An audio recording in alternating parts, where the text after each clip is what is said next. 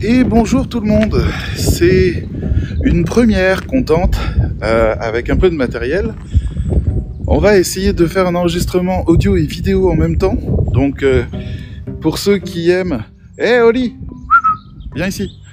Pour ceux qui aiment les balades audio, ben vous avez l'occasion de me retrouver en podcast. Et voilà la petite. Et pour les autres qui ont envie de se promener un petit peu avec moi, ben... bienvenue dans ma petite balade. Voilà, je tente. J'avoue que ça fait longtemps que j'avais envie de partager un petit peu plus. Alors bon, je sais qu'il y a pas mal de gens en France qui écoutent les podcasts et qui se font une idée assez claire et assez simple finalement de ce que c'est, de ce qu'on... de à quoi ressemblent les décors. Mais je me dis que ça peut être sympathique pour les gens un peu du monde entier de voir à quoi ça ressemble les décors dans lesquels je déambule quand j'enregistre. Alors bon, j'utilise un stabilisateur, ça fait son petit poids, hein. Mais bon, l'image, je l'espère, sera un petit peu nette. Voilà, vous allez avoir l'occasion de faire un petit peu de contemplatif avec moi. Je vais essayer de faire que ça dure pas des heures et des heures. Mais bon, alors, je sais aussi que ça casse une espèce d'imaginaire, hein, où chacun s'est fabriqué son David qui se balade. Et chacun imagine à quoi ça ressemble. Et là maintenant, je casse le rêve pour mettre de la réalité à place. Et regardez, en fait, c'est triste. Regardez-moi ça. C'est l'automne, c'est l'hiver, pardon. Ça ressemble à l'automne, mais c'est pire encore. Mais bientôt le printemps, vous allez avoir l'occasion de voir si ça fleurit ou pas. Bon, j'ai voulu aussi installer un micro lavalière. Je n'ai jamais réussi à le brancher. J'en suis bien désolé.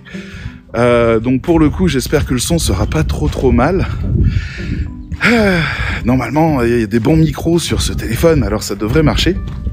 Voilà, et puis pour les curieux, j'utilise une application qui s'appelle Movie Pro, qui permet d'activer caméra avant et caméra arrière en même temps. Alors, la grande question, c'est est-ce que j'aurai assez de place sur le disque dur du téléphone pour ne pas me faire interrompre avant la fin de cet enregistrement.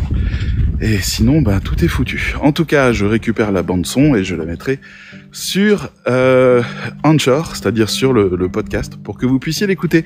Et si jamais vous m'écoutez depuis le podcast, sachez que sur YouTube, il y a donc cette petite balade. Voilà.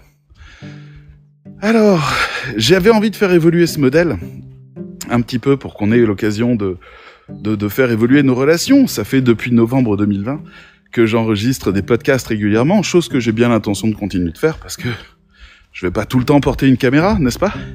Mais voilà, c'est l'occasion en ce moment, via la nouvelle formation que le Cercle des rédacteurs propose, qui est une formation de mise à niveau qui s'appelle le Spirit du rédacteur, de parler et d'approfondir un peu finalement les questions que j'ai en entretien avec les élèves, parce que les gens qui parcourent le book de présentation que vous trouvez sur le site ont une invitation à la fin à venir demander un entretien avec moi s'ils le souhaitent pour discuter un peu mieux de leur projet. Alors c'est toujours un peu, ça les surprend beaucoup parce que hier par exemple j'ai discuté avec une femme assez exceptionnel, qui a du potentiel, en tout cas, qui est dans la communication depuis 10 ans et qui souhaitait développer de la rédaction web. Et je lui ai dit, vous avez le niveau pour être formatrice chez nous, donc je vous conseille pas de venir chez nous. Par contre, intéressez-vous, copywriting, etc., pour aller creuser un peu davantage. Et elle était étonnée que j'essaye pas de lui vendre la formation, mais mon envie, ma vraie envie, même si on n'est que 5, 6, 10, pas plus, c'est d'avoir des gens qui sont là pour quelque chose, qui ont vraiment envie d'élever le niveau, vraiment envie de creuser, d'installer des bases solides, de questionner leur activité pour pouvoir élever le niveau. Donc, pour moi, c'est vraiment important de pouvoir rassembler des gens qui ont cette envie-là. Parce que j'ai déjà fait des formations avec des gens qui avaient le fantasme de la rédaction web, qui rêvaient de rédaction web, qui souhaitaient juste pouvoir se dire « Ah, c'est trop bien, je serai les pieds dans l'eau l'après-midi, le matin, je travaillerai, les clients m'enverront des tonnes de propositions, ça sera simple. » On est des entrepreneurs, hein. Donc, c'est toi qui vas construire la vie que tu veux en tant qu'entrepreneur. Et donc, j'ai envie, non pas d'avoir des personnes qui vont être déçues, non pas de la formation, mais de la réalité, mais d'avoir des gens qui sont déjà en activité, qui ont envie de mieux comprendre, de casser le syndrome de l'imposteur, de motiver leur envie de ne pas rester isolé, le fait de creuser davantage, de comprendre davantage, d'être un peu plus à la pointe de l'actualité, de mieux savoir prospecter, de mieux savoir comment réagir par rapport à des clients. Là, dans le cercle, on a quelqu'un qui vient de poser des questions autour d'une demande de devis pour un coach, et c'est hyper intéressant, donc tout le monde s'en mêle un petit peu. On est là pour faire avancer les savoirs. J'aime beaucoup l'esprit dans le cercle des rédacteurs, donc qui est une communauté. Enfin, relativement. Et là, voilà qui repasse. Qui est un réseau, on va dire. Qui est un réseau plus qu'une communauté. J'aime pas l'idée de communauté. J'ai pas cette sensation-là. On n'est pas du tout détaché ou simplement dans un univers fermé ou ce genre de choses. On est complètement ouvert au monde et on utilise le cercle comme une base arrière pour nous aider à chaque fois qu'on en a besoin. Donc de trouver du lien ensemble, de faire des conférences entre nous, de travailler sur du fond. Là, en ce moment, je m'intéresse notamment, à titre personnel pour l'instant, au prompt engineering, qui est donc les ordres qu'on peut donner à ChatGPT et aux autres qui vont arriver pour obtenir des meilleurs résultats encore et pouvoir perfectionner encore les choses. Ça peut être tout à fait intéressant parce qu'il y a plein d'astuces et plein de choses à comprendre et à connaître, et ça donnera peut-être l'objet d'une formation qui sera réservée aux membres du cercle par la suite. Donc voilà, c'est un peu comme ça que je voudrais qu'on fonctionne. C'est un peu un fantasme quelque part de se dire la rédaction web que j'ai fait pendant plus d'une décennie dans mon agence, c'est quelque chose de dur. On est exposé à toutes sortes de choses étranges, on est sous des impatiences pas possibles. Là, j'ai un client qui met du temps à me payer une grosse somme d'argent, ce qui me bloque. Donc en fait, je suis en train de discuter avec la compta de l'entreprise pour pouvoir accélérer les choses. Elle me dit des trucs, c'est pas vrai, c'est machin, et puis pendant ce temps-là, je commence à être en difficulté. Donc voilà. Et puis on a aussi des membres de Madagascar qui disent voilà, ce client-là avait dit telle chose, puis finalement ça se passe pas comme il faut, et puis j'ai l'impression qu'il veut ci ou ça. Bon bah, c'est bien de pouvoir se regrouper autour de ça, c'est bien de pouvoir un peu interpréter les signes quelque part, comprendre un peu mieux ce qui se passe, pouvoir aussi un peu parler de nos frustrations. On fait des libres antennes dans lesquelles on parle justement de ce syndrome de l'imposteur qu'on ressent ou ce genre de trucs. C'est important de pouvoir en parler parce que même moi, je suis pas exempt de ça. En tant que formateur, nouveau formateur qui arrive sur le marché, je vais changer de bras parce que c'est un petit peu lourd quand même. Voilà, nouveau formateur sur le marché et face aux centres de formation qui sont en face, c'est pas quelque chose d'évident. Donc j'essaye de gérer la caméra comme vous voyez manuellement. La technique va s'améliorer au fur et à mesure, hein, vous inquiétez pas. Ah, je crois que j'ai de nouveau perdu mon chien.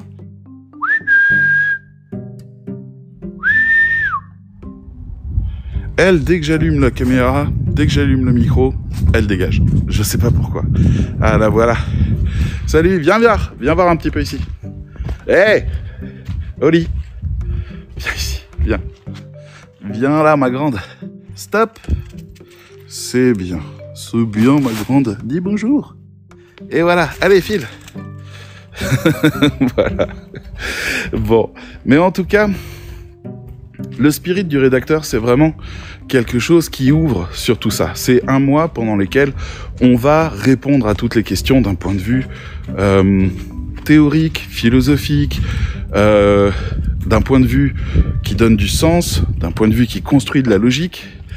Tout ça, c'est fantastique, mais c'est vraiment faire des liens et des jonctions et développer l'état d'esprit du rédacteur à un niveau au-dessus. Donc on a une proposition qui est quand même pas rien, qui est un mois avec 4 fois 1h30 de cours par semaine, avec moi, avec des exercices, avec des travaux de fond, avec des débats, avec des approfondissements, avec des cours à lire, avec des vidéos à lire. C'est assez intense. J'ai des gens qui, justement, me contactent et discutent avec moi de ça en disant « Bon, je suis salarié, est-ce que je peux faire ça sur mon temps libre ?» Non, non, j'en ai trop mis pour ça. Ça va être très frustrant. Il va falloir lire beaucoup, écouter beaucoup, et parallèlement à ça, se faire challenger sur tout ce qu'on lit et ce qu'on écoute. Ce que je trouve personnellement très stimulant. Donc je ne sais pas comment vous allez le ressentir. Et hop là, ça repasse. Vous voyez, le chien, il fait 4 fois plus de distance que moi au final. Mais bon. Donc, tout ça, c'est quelque chose qui est très stimulant. Et l'idée, c'est aussi de faire qu'on débatte ensemble, qu'on se rencontre, qu'on discute, qu'on apprenne à se connaître ensemble, parce que juste à la fin de ce mois, vous êtes dans le cercle et vous commencez à rentrer un peu plus dans la rythmique. Il y a du mentorat business, par exemple, une fois par semaine, on a une réunion dans laquelle on va parler des difficultés des uns des autres et amener des éléments de réponse, faire des suivis et des choses comme ça. Essayer d'en faire un peu plus, de proposer du mentoring, c'est-à-dire les gens qui savent parlent aux gens qui savent pas. Voilà, et on regarde aussi un petit peu comment les choses évoluent. Donc tout ça, c'est des choses qui sont positives. On a d'autres événements qui vont arriver au fur et à mesure. On en avait d'autres qui sont mis en pause et qui vont redémarrer. On a des projets de podcasting, on a des projets de journal, notamment de presse. On a aussi envie de développer des savoirs sur certaines autres choses. On suit l'actualité de nos membres aussi, savoir ce qu'ils deviennent. Donc ça, c'est un truc qui peut être très chouette. Et voilà, et finalement, en fait, l'idée, c'est de pouvoir essayer de compenser un peu les faiblesses de notre métier, le manque de définition, le manque de sens, l'isolement par rapport aux clients, le sentiment d'imposture, le fait que des clients nous demandent des trucs qu'on comprend pas, qui sont de l'ordre de la dernière mode américaine, vous voyez, ou française d'ailleurs, quand ils viennent nous réclamer des pillar pages, quand ils viennent nous réclamer des redéfinitions, ou alors quand ils nous challenge pour aller sur des terrains qu'on ne maîtrise pas du tout, genre oui, est-ce que vous sauriez faire je ne sais pas, des scripts vidéo?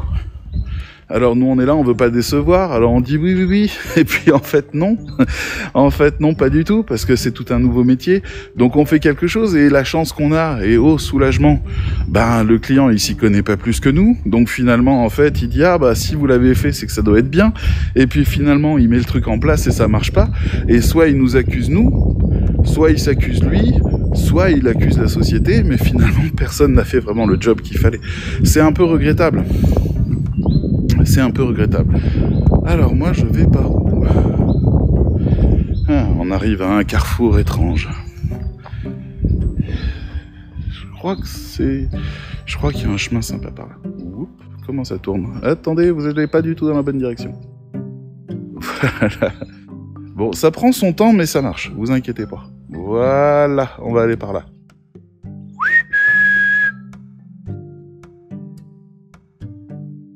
Ouais. Wouh! Et voilà, c'est bon, on peut y aller. Donc finalement, moi, tout ça, ça me fait réfléchir. Les débats qu'on a actuellement, y a des clients qui nous disent « Utilisez ChatGPT, faites-moi payer moins cher ». La réponse n'est pas forcément non. On n'est pas en train de dire que c'est hors de question. Enfin, je fais partie de ces gens qui pensent que face à une vague, on doit apprendre à surfer. On peut essayer de résister, on peut souhaiter que rien ne change. Mais en fait, le changement, il est imminent.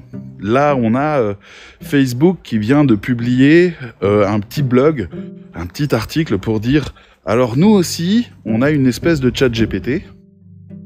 Elle est beaucoup mieux que ChatGPT. » Il se trouve que Google, avec Google Bard, a déjà dit ça.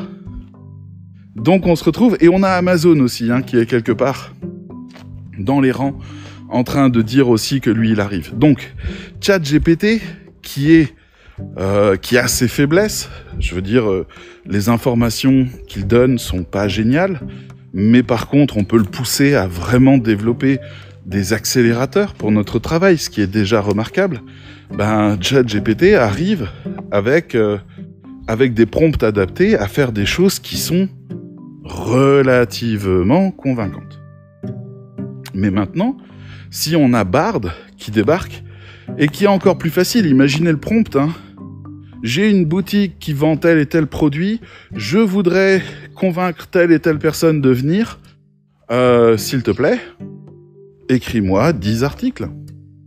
Et que les articles seraient pas trop mal, dans le sens, seraient plus vivants, plus empreints, parce que là j'entends les critiques concernant ChatGPT, qui sont un peu de mauvaise foi, on va dire. Gentiment de mauvaise foi, j'en veux pas à personne, faut que je tourne. Hein. Désolé, allez, la manette. J'ai un joystick sur la manette qui est long. Ils se disent que les transitions, ça serait mieux quand ça va en douceur, mais c'est beaucoup trop lent, les gens. Enfin bref. Et la critique qu'on fait, c'est de dire « Ah, regardez, j'ai testé, c'est fade. Ça manque de vie, c'est juste informatif, on peut rien faire de ça. » Oui, sauf que dans le prompt, tu peux très bien dire « Ok, je veux un texte qui soit pas fade, qui manque pas de vie, qui soit plein d'élan. » Et qu'est-ce qui se passera? Vous aurez un texte qui sera encore bien meilleur. Même si, moi, je retouche toujours vraiment beaucoup les textes quand ils sortent de ChatGPT, mais par contre, c'est des vrais accélérateurs. Je peux très rapidement poser toute une structure. Je peux lui donner la structure. Je peux lui demander de trouver la structure. Je peux lui demander de poser des questions, de répondre aux questions, et de là, d'élaborer une structure. On peut lui demander de faire plein de travaux cérébraux qu'on ferait normalement. On peut lui demander de faire ça, et lui, il produit quelque chose. C'est pas ouf, mais ça a quand même suffisamment de potentiel pour pouvoir réussir à produire des choses de plutôt très bonne facture. Si on prend le temps, c'est-à-dire que ChatGPT étant gratuit, ou avec un forfait illimité, ce qui nous change un peu des Jasper et compagnie qui nous faisaient payer au nombre de mots, donc c'était très frustrant. ChatGPT, ça a cet avantage de fonctionner, il commence à pleuvoir, de fonctionner à la redéfinition.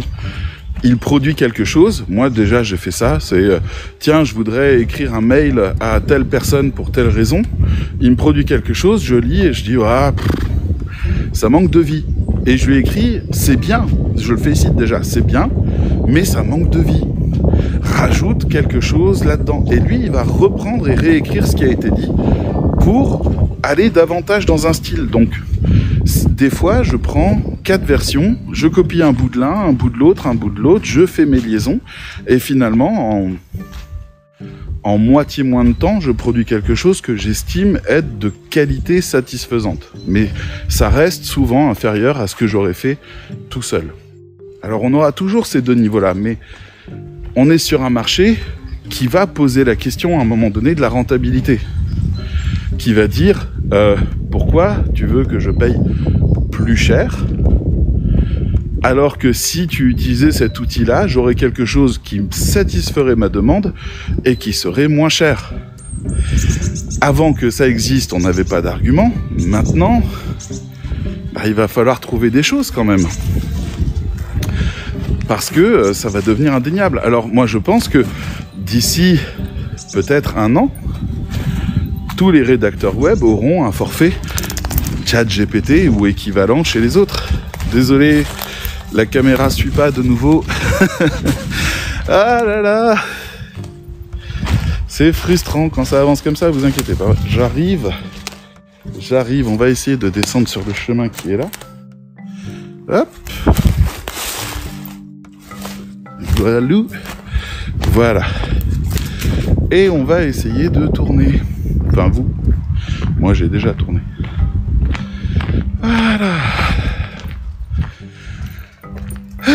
C'est un ancien réseau ferroviaire de la mine ici. Il y avait des rails quand j'étais gamin. Je sais parce que je remontais les rails pour aller voir un de mes potes qui était un peu plus loin par là-bas. Et ils ont transformé ça en petit chemin de promenade, et ce qui n'est pas désagréable du tout. Mais ça fait toujours étrange de gommer le passé et de construire des nouvelles fonctions. Je dis ça parce que ça a peut-être un petit lien avec ChatGPT. Vous voyez, on poursuit quelque chose. Hein. Mais en tout cas, je trouve que c'est important d'avoir des gens qui nous rassurent, c'est peut-être un peu vite dit, mais qui prennent un peu de distance par rapport à ces choses-là. Donc le cercle, je sais que ça fait souvent débat ces questions, et que finalement en fait on est plusieurs à rassembler des articles sur le sujet pour pouvoir essayer de comprendre un peu ce qui se passe et où on va. Ah, vous avez de la chance, il pleut. Donc bonjour. Donc ça serait bien que qu'on ne se fasse pas déposséder de la responsabilité de l'écriture. Et pour moi, ça, c'est la clé. Le salut des rédacteurs web, c'est leur spécialisation en qualité de contenu. Je vais refaire une petite pause avec mon pas. C'est leur spécialisation en qualité de contenu. C'est là où ils font la différence. Parce que aujourd'hui, on trouve assez facilement tous les ingrédients pour faire un gâteau. Donc on devrait être capable de faire des gâteaux. Mais en fait, non. On n'en est pas capable. Ou pas bien, ou un peu. Et on va chercher des gens quand on a besoin que le gâteau communique quelque chose. Je sais, je prends souvent les exemples des gâteaux. Et c'est ok, c'est pas forcément un problème. Il y a des gens qui savent faire des gâteaux mieux que d'autres. Donc, je pense que les générateurs de contenu vont avoir toujours un côté qui va nécessiter une certaine maîtrise. Parce que tout simplement, les gens ne veulent pas être comme tout le monde. Ils ne veulent pas profiter de la même offre partout.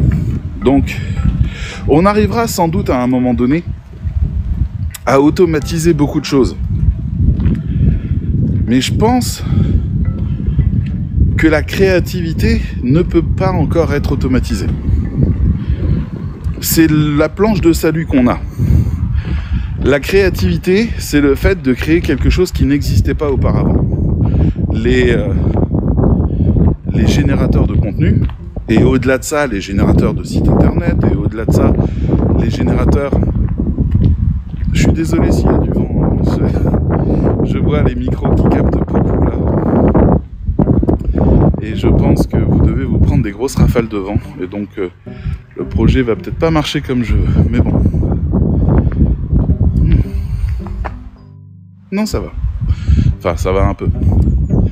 Donc les générateurs de contenu sont pas capables de créer. C'est-à-dire, vous pouvez pas vraiment lui dire « Hey, tu es un pirate, tu fabriques des hamburgers... » Et tu parles à des enfants de 6 ans comme si c'était des matelots qui étaient des gourmands et qui étaient en plus en mousse. Je pense que il va pas assurer ce truc-là. Il va pas forcément le comprendre. Il va pas forcément rentrer dans le délire et le développer. Donc si on lui dit génère tout un site internet là-dessus, il va pas forcément suivre. Ça va lui poser question en tout cas. Et on devrait être là pour jouer les chefs d'orchestre, compléter les contenus qui sont nécessaires, essayer d'amener une autre fraîcheur, essayer de créer quelque chose d'original. Je pense qu'on sera toujours là, comme il existe toujours des designers chez BMW par exemple, alors que ça fait bien longtemps qu'on a des générateurs de design qui sont là. C'est juste que on peut pas encore dire à une machine fabrique une voiture dont le design rappelle discrètement les requins. Ou simplement lui dire on cherche un design qui permette aux hommes de s'identifier, ceux qui ont 40-50 ans, de s'identifier comme étant de nouveau des personnes, des alphas en quelque sorte. C'est là où on retrouve toutes les voitures que les gens qui font la crise de la cinquantaine achètent joyeusement. Il y a un business énorme autour de ça, dont BMW. Et je crois pas que le logiciel soit capable de cette empathie-là. Je crois pas qu'il soit capable de produire quelque chose d'original qui corresponde à un vrai discours de marque. Alors, ce qui risque de se passer, c'est une césure entre ce qu'il est capable de faire et ce que nous, on est capable de faire. On va se faire grignoter notre territoire. Et finalement, en fait, on va nous contacter que pour certaines choses créatives et on va garder que les meilleures, les autres crèveront de faim si ce n'est pas tout le monde. Mais on peut aussi garder le contrôle de la machine et expliquer que c'est l'ensemble de notre expérience qui fait la cohérence d'une marque. Mais pour ça, il faut qu'on soit des spécialistes du contenu, reconnus comme tels. Rédacteur web, peut-être que le nom va changer. Alors moi, j'ai rajouté communicant derrière parce que je pense que c'est très important de pouvoir expliquer ça. Mais en soi, le contenu va changer et c'est nous qui devons en avoir la maîtrise. Et on devrait avoir la maîtrise des différents outils. On devrait leur dire, oui, on travaille en ce moment avec ChatGPT, avec Bard, avec... J'ai vu le nom pour Facebook, mais je l'ai plus là. Bref, toutes ces choses-là pourraient être intéressantes.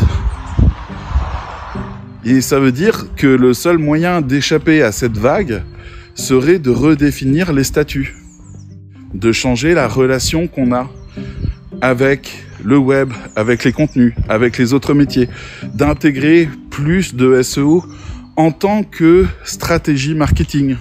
Parce que c'est ce que c'est en fait. Le SEO est une stratégie marketing de captation. Essayer de redéfinir les choses, devenir un peu plus chef de projet, ou se mêler justement au chef de projet. Toutes ces choses-là me semblent utiles, jouables. Ça peut marcher. Et c'est pour ça que l'idée de rester ensemble, un peu comme un think tank avec le cercle, ça peut être un vrai stimulateur et une vraie protection autour de ces métiers. Je ne sais pas exactement ce qu'ils vont devenir. Je discutais hier avec Joël, qui est à Mada et qui réfléchissait à faire la formation. Et Joël a vu ses commandes baisser assez drastiquement depuis octobre à peu près. Et si on regarde de près, bonjour. J'ai une tête de youtubeur. Et si on regarde de près, en fait, c'est l'arrivée de ChatGPT. Donc on se retrouve avec des clients qui commencent à remplacer les rédacteurs malgaches assez rapidement par ChatGPT, alors que franchement, Joël, il était pas cher déjà. Et moi, ça me fait réfléchir ce truc-là, parce que je me dis, Joël maîtriserait ChatGPT, mais à un degré de communication vraiment très satisfaisant. Il pourrait développer un énorme business à partir de là. Bonjour. Il pourrait faire ce genre de choses. J'essaye de vous remettre un peu. J'ai un peu perdu de vue la route. Désolé. Si ça se trouve, c'est très désagréable pour vous, cette expérience. N'hésitez pas à me la noter en commentaire, que je sache si c'est une bonne idée de continuer ou pas. Mais en tout cas, voilà. Je crois que ChatGPT peut être un magnifique accélérateur pour certains rédacteurs dans le monde qui maîtrisent pas assez bien la langue française métropolitaine, je précise, ils ont la leur, chacun a eu sa langue française, mais quand on est sur le marché de la métropole, donc je pense qu'ils maîtrisent pas assez bien ça, et que ChatGPT, lui, pourrait compenser. Donc, avec un travail rigoureux, qui pourrait être, je suis désolé, j'essaye de me cadrer, peut-être que la prochaine fois, j'aurai un autre logiciel qui marchera mieux que celui-là. Je suis en train de en regarder un autre. Mais, en tout cas, peut-être que les rédacteurs qui ne sont pas assez bons aujourd'hui sur l'écriture même, mais qui ont une expérience et une compréhension suffisante de la communication pour savoir quels sont les enjeux d'un contenu, peut-être que eux, qui sauraient structurer à ce moment-là avec ChatGPT ou d'autres outils des contenus satisfaisants, pourraient s'occuper de cette partie que les instruments génératifs arrivent à faire à condition de bien les diriger. Donc peut-être qu'il y aurait à faire autour du prompt engineering. Moi, je pense que on n'est pas si nombreux que ça sur le web. Je pense que les rédacteurs web du monde entier, ça doit faire, je sais pas, 100 000 personnes. Et je pense qu'il y a des millions de sites internet. Je pense qu'il y a des budgets très différents. Je pense qu'il y a des attentes très différentes. Donc quelque part, je me dis, ça pourrait être intelligent de travailler ensemble. Dans mes rêves, je le répète toujours, dans mes rêves, un rédacteur web français reçoit une commande de contenu, il fait le tri entre celles qui peuvent être sous-traitées, c'est-à-dire qui sont des choses de fond un peu standard, un peu qui ont besoin de ChatGPT ou d'autres choses, ou qui ont juste, voilà, je sais pas comment dire, il prend en tout cas une partie qui peut être déléguée, il la confie à des gens qui seraient positionnés en Afrique, et il garderait pour lui en fait les contenus les plus communicants, et il paierait à sa juste valeur le travail qui a été fait en Afrique, ce qui fait que les gens qui sont en francophonie du Sud seraient mieux payés qu'ils le sont actuellement, et que les gens qui sont en francophonie du Nord, donc la France notamment, auraient des partenaires fiables pour faire justement un travail de qualité ensemble. Et je trouve que les deux, mathématiquement, en fait, en se payant de manière équitable, arrivent à avoir une fantastique vie ensemble, sans parler du fait qu'ils peuvent se soutenir les uns les autres, etc., etc. Ça fait longtemps que j'ai pas vu mon chien.